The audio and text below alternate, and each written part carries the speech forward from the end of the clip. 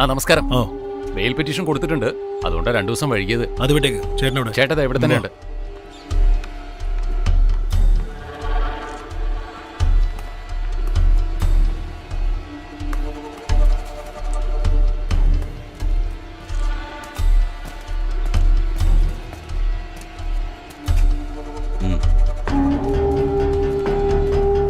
കൊച്ചിൻ ബായിക്ക് സാധനം അയച്ചോ? അയച്ചിട്ടില്ല. കമ്മീഷണർ നമ്മളെ ഓവറായിട്ട് ട്രേസ് ചെയ്യുന്നുണ്ട്. ആ ബാങ്കിലെ ചെക്കിനെ സാക്ഷിയായി നിർത്തിക്കൊണ്ട് നമ്മുടെ ഗ്യാങ്ങിനെ ഇല്ലാതാക്കാനുള്ള പരിപാടിയാണ്. അതുകൊണ്ടാണ് നിങ്ങൾ വരുന്നതുവരേക്കും 25 വർഷം കൊണ്ട് നേടിയെടുത്തതാ. ഇതുവരേക്കും ഒരു ദിവസം പോലും കസ്റ്റമറിന് സാധനം കൊടുക്കാൻ താമസിച്ചിട്ടില്ല. സൂര്യൻ ഉദിക്കുന്നതിന് മുമ്പ് അവനെ കൊന്നിരിക്കണം. ഒത്തിയെരിഞ്ഞ റോട്ടി തള്ളിയേക്ക്.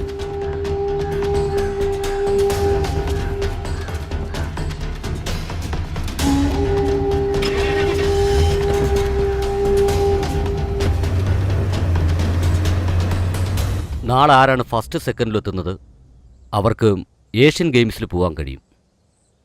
ഞാൻ പറഞ്ഞതെല്ലാം മനസ്സിലായല്ലോ? രാത്രി നന്നായിട്ട് വിശ്രമിക്കണം. കാലത്ത് ബിസ്ക്കറ്റ് എന്തെങ്കിലും ചെറുതായിട്ട് കഴിച്ചാൽ മാത്രം മതി. ശരീരം നന്നായി വഴങ്ങണം. മനസ്സിലായല്ലോ? ഓക്കെ, ശരി, പൊക്കോ.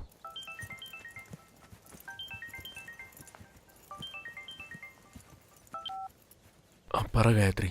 ചേട്ടൻ കാലത്ത് ഫ്രണ്ടിന്റെ വീട്ടിലേക്കാന്ന് പറഞ്ഞ് ഇവിടുന്ന് പോയതാ. ഇനിയും വന്നിട്ടില്ല. എത്ര ട്രൈ ചെയ്തിട്ടും കോൾ എടുക്കുന്നില്ല. പേടിയാവുന്നു. ഒന്ന് നോക്കാവോ? ചേട്ടന്റെ നമ്പർ എനിക്ക് മെസ്സേജ് ചെയ്യ്. ശരിയടാ. ഒരു ഫ്രണ്ട് കാണാൻ വന്നിട്ടുണ്ട്. ശരി, പോയിട്ട് വേഗം വാ. Okay sir.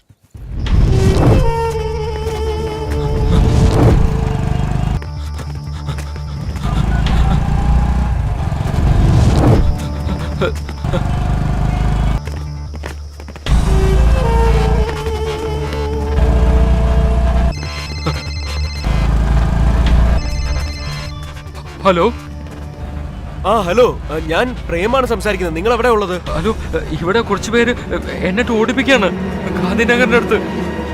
ഗാന്ധിനഗറിൽ എവിടെയാ? ആ മാർക്കറ്റിന്റെ അടുത്ത്. Hello hello hello.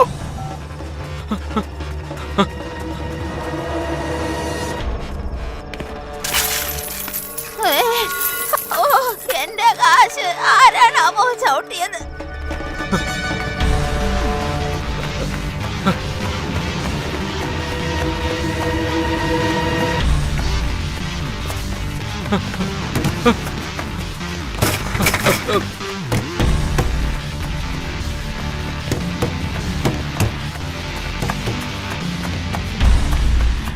കാഴ്ച ശക്തിയില്ലാത്ത ഞാൻ ഇതൊക്കെ എങ്ങനെ പെറുക്കിയെടുക്കും? മഹാഭാവികളെ തൊലഞ്ഞു പോണം.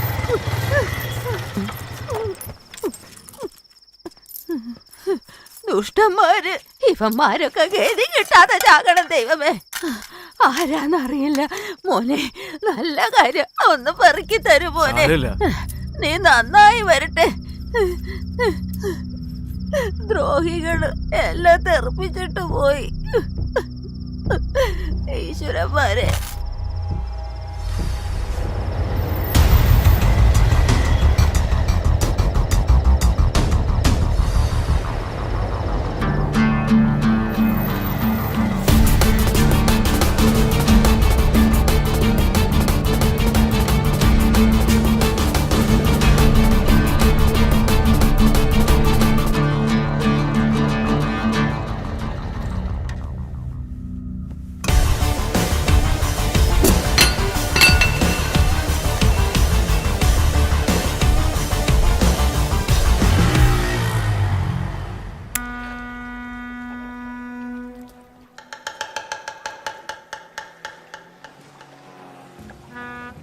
കൊത്തിയരിഞ്ഞാന്ന് ചോദിക്കാം.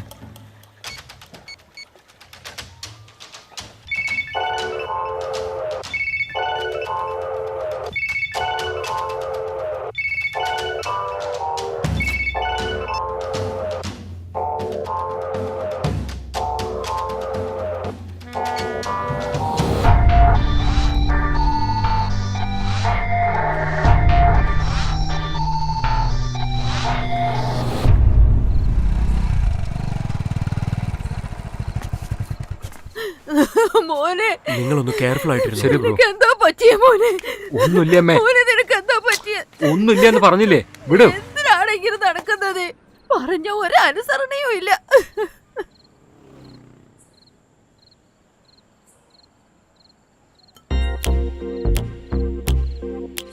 നാളെ രാവിലെ 10 മണിക്ക് സ്റ്റേഡിയമിൽ ഇരിക്കണം. ഞാൻ ട്രാക്കിൽ ഓടാൻ വേണ്ടി നിൽക്കുമ്പോൾ എനിക്ക് നിന്നെ കാണണം. നീ വരില്ലേ? ഷുവർ. ഈ സമയത്ത് നീ ഇനി അങ്ങോട്ടാ? ഇപ്പൊ വരാമേ.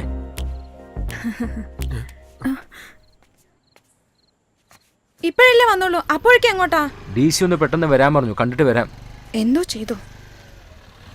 കാണാം ബ്രോ. ആ, നോക്കി പോണേ.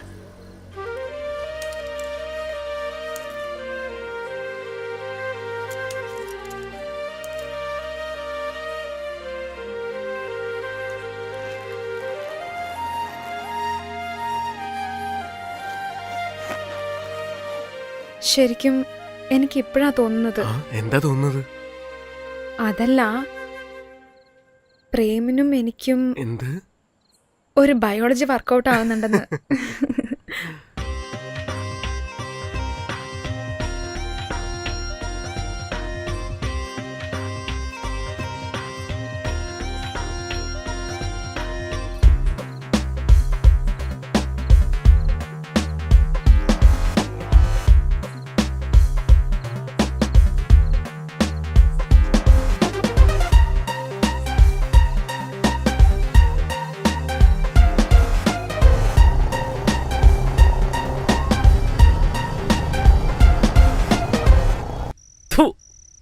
ഒന്നിനും കൊള്ളാത്ത കഴുതകള്.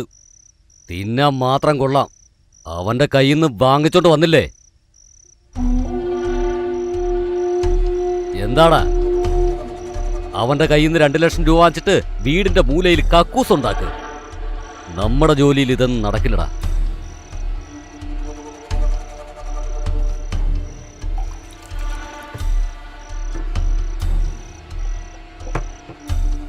ആണുങ്ങളാണെങ്കിൽ തന്റെ ദേഹത്ത് കൈവച്ച് കഴിഞ്ഞാ കുത്തിയെരിഞ്ഞ് കടലിൽ തള്ളും.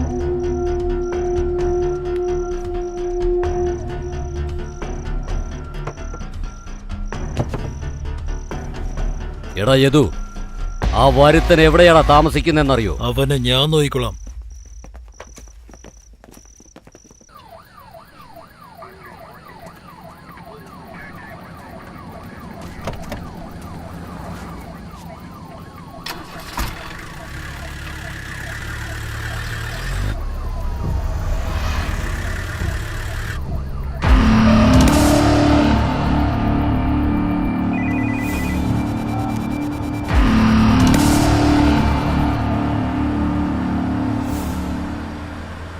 ആ IP അഡ്രസ് ആരെയൊന്ന് അന്വേഷിക്കണം. Okay sir. വരണം ദിനേഷ്. നിങ്ങളൊന്ന് പുറത്തു നോക്കൂ. സർ. പറയൂ ദിനേഷ്. സാർ, അന്ന് തന്നെ കള്ളനോട്ടിന്റെ കേസിൽ എല്ലാവരും പിടിച്ച് അകത്താക്കായിരുന്നു. സാറല്ലേ അറ്റംപ്റ്റ് മർഡർ എന്ന് പറഞ്ഞ് കേസ് കൊടുക്കാൻ പറഞ്ഞ്. ഇപ്പൊ ഞാൻ എവിടെ പോയാലും എന്റെ പിന്നാലെ അവന്മാരുണ്ട്. നീ കൊടുത്ത 4 കള്ളനോട്ടുകൾ വെച്ച് ആ നെറ്റ്വർക്കിനൊന്നും ചെയ്യാൻ പറ്റില്ല ദിനേഷ്. കൃത്യമായി പ്ലാൻ ചെയ്ത് പൊക്കണം. പൊക്കാം.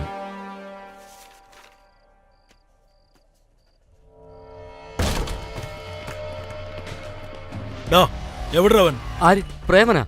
അവനെ അന്ന് വീട്ടിൽ പറഞ്ഞു വിട്ടല്ലോ.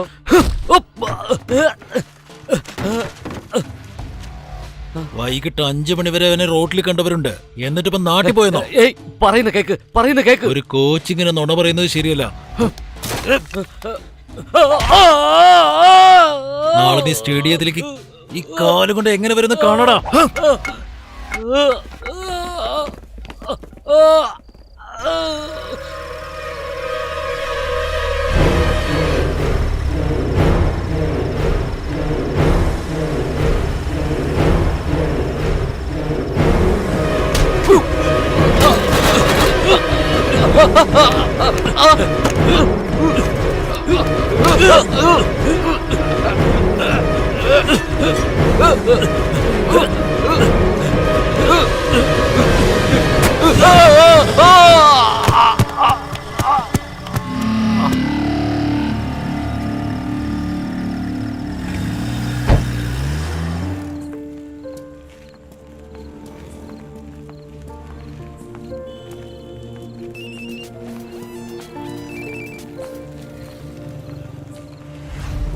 ചേട്ടാ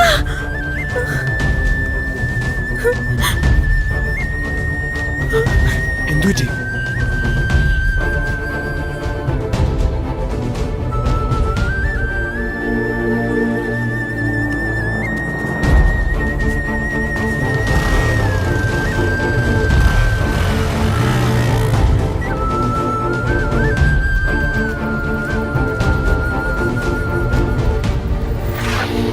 അച്ഛാ മോളെ അയ്യോ മോളെ അമ്മേ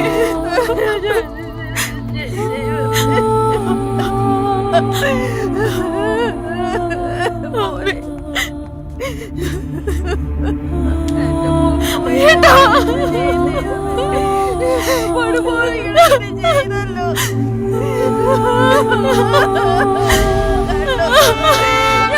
ചെയ്തല്ലോ എനിക്ക് എന്റെ പൂ പോയേ മോളെ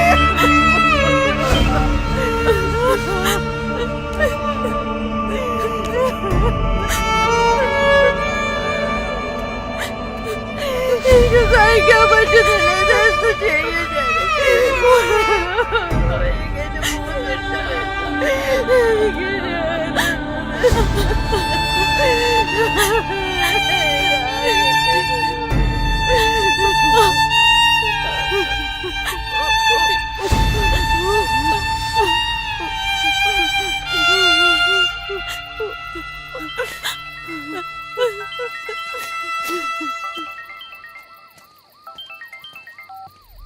എന്താടാ പ്രേം എടാ നീ എവിടെയാടാ?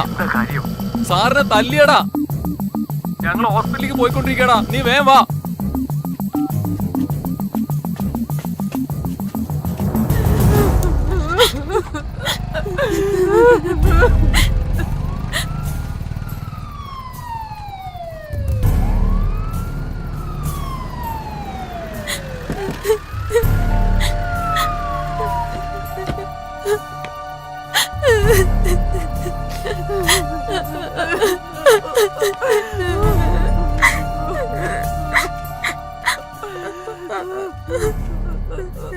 Sorry sir. സാറിനെ കാണാൻ വേണ്ടിയിട്ട് എൻ്റെ മോൻ വന്നത്. നിങ്ങളോടുള്ള വിശ്വാസത്തിന്റെ പേരില ഞാൻ അവനെ തടയാതിരുന്നത്. ഇപ്പൊ എന്തായി സാറേ? സാറിന്റെ ഓഫീസിന് മുന്നിൽ വെച്ച് കുത്തിക്കൊന്നില്ലേ അവരെ? എന്താ ചെയ്യാൻ പോകുന്നത് നിങ്ങള്? നിങ്ങൾ എന്താ ചെയ്യാൻ പോകുന്നത്? നിങ്ങളെ കൊണ്ട് എന്ത് ചെയ്യാൻ പറ്റും?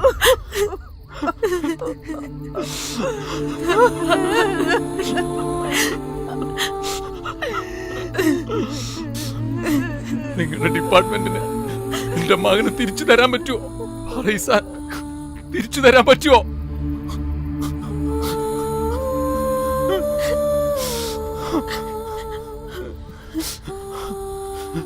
ചെല്ലു സാർ, ചെന്ന് ജോലി റിസൈൻ ചെയ്തിട്ട് വരും. ഞങ്ങളുടെ ബാങ്കിൽ സെക്യൂരിറ്റി ജോലി വേക്കന്റ് ആണ്. ഞാൻ വേണമെങ്കിൽ റെക്കമെൻഡ് ചെയ്യാം സാർ. പോ സാർ, പോ സാർ, ഞാൻ നോക്കിക്കോളാം.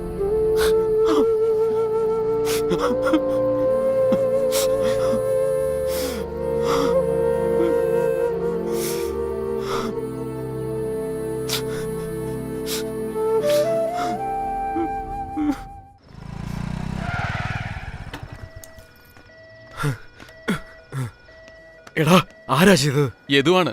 പക്ഷെ അവൻ ഉന്നമിച്ചത് നിന്നെയാ. തല്ലിച്ചതച്ചടാ. ശരി, എവിടെയാ ഉള്ളത്? 215 സാർ.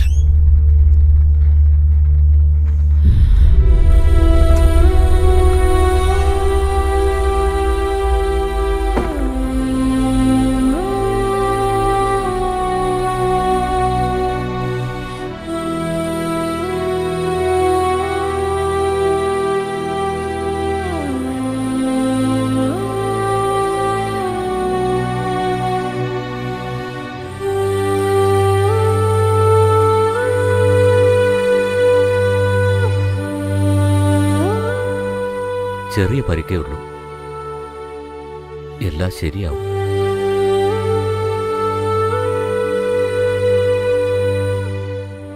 അന്നേരം ആവശ്യമില്ലാത്ത പ്രശ്നത്തിന് പോയിട്ടാ. പോയില്ലടാ, എല്ലാ പ്രതീക്ഷയും പോയില്ലേ?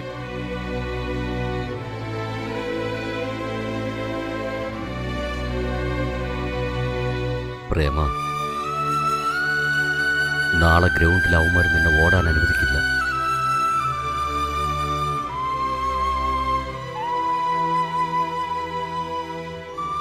നിന്റെ അച്ഛന്റെ മുഖത്ത് ഞാൻ എങ്ങനെയാണ് നോക്കുന്നത്?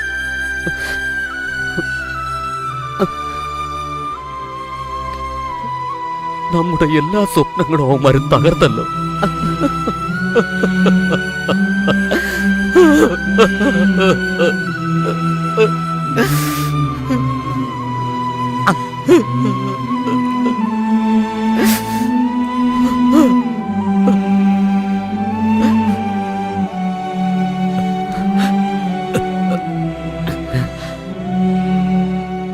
നാളെ ഗ്രൗണ്ടിൽ നീ ഓടനോക്കി ഒരു വഴിയേ ഉള്ളൂ.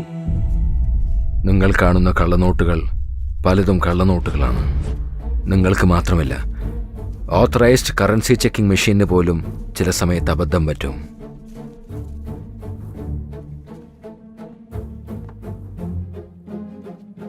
ശങ്കരൻ അടിക്കുന്ന നോട്ടുകൾ അത്രയും പെർഫെക്റ്റ് ആണ്.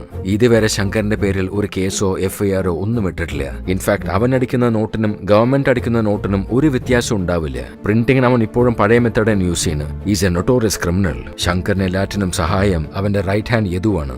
ഇന്ത്യ പോലുള്ള പോപ്പുലേഷൻ അധികമുള്ള രാജ്യത്ത് ഫേക്ക് നോട്ട്സിന്റെ ഫ്ലോട്ടിംഗ് വളരെ എളുപ്പമാണ്. ഈ വിഷ്വൽ ഒന്ന് കണ്ടോളൂ സർ, പ്ലീസ്.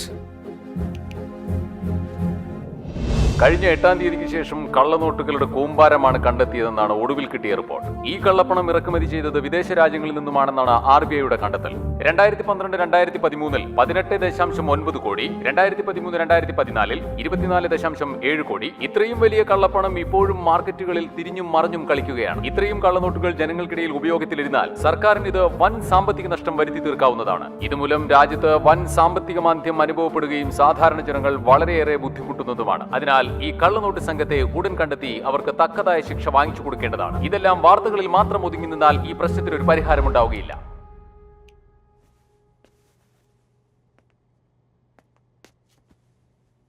കള്ളനോട്ട് അച്ചടിക്കുന്ന ഗ്രൂപ്പിനെ നമ്മൾ സാധാരണ കാണരുത്. അത് നമ്മുടെ രാജ്യത്തിന്റെ സാമ്പത്തിക ഭദ്രത നശിപ്പിക്കും. ഇപ്പൊ നിങ്ങൾ കണ്ട ഈ ക്രിമിനൽസിന്റെ ലിസ്റ്റിൽ ശങ്കരൻ ഉണ്ടാവേണ്ടതായിരുന്നു. പക്ഷെ അവൻ രക്ഷപ്പെട്ടു. ഇതുവരെ വൈറ്റ് കോളർ അക്യൂസ്ഡായി ഇവിടെ ജീവിച്ചിരുന്നവർ കുറച്ചു കാലമായി ക്രിമിനൽ ആക്ടിവിറ്റീസിലും ഇറങ്ങിയിരിക്കുകയാണ്. ബിസിനസ്സിൽ എതിരായ മുണ്ടൂർ ഐസക്, നമുക്ക് തെളിവ് തന്ന ദിനേശ്, 27 വയസ്സ് പയ്യനാണ്. ഇന്നവൻ ജീവിച്ചിരിപ്പില്ല.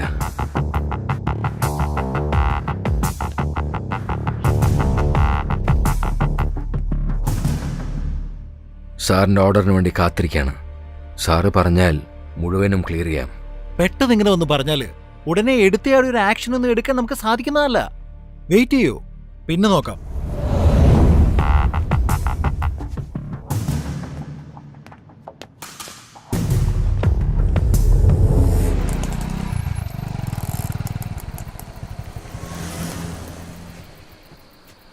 നോക്കി ഇറങ്ങ.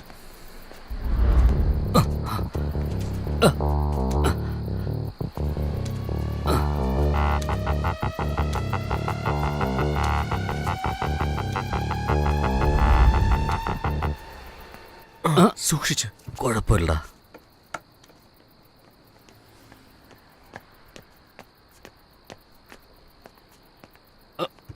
സർ, ഇറ്റ്സ് ഓക്കേ, ഇരിക്കണം. സർ, എൻ്റെ പേര് ദേവൻ. അറിയാം, ഫിസിക്കൽ ഡയറക്ടർ അല്ലേ? ഇത് പ്രേമൻ. അച്ഛൻ്റെ പേര് സോമശേഖരൻ. തമ്പാനൂർ പോലീസ് സ്റ്റേഷനിൽ SI ആയിരുന്നു. കുറച്ച് ദിവസം കഴിഞ്ഞാൽ റിട്ടയർഡ് ആകും. വളരെ സത്യസന്ധനാണ്. അതെ സർ. ഹേർഡൽസ് ഈവൻറ്റിൽ നാഷണൽ ടൈമിംഗ് എടുത്തിട്ടുള്ള ആള്. ശരീരത്തിൽ മുറിവേറ്റാൽ ചോര നിൽക്കില്ല. ഇതറിഞ്ഞുകൊണ്ടും റൗഡി പിള്ളേരെ റോട്ടിൽ നല്ല തല്ലിതല്ലിയല്ലോ. അവന്മാരോട് നിനക്കെന്താ പ്രശ്നം?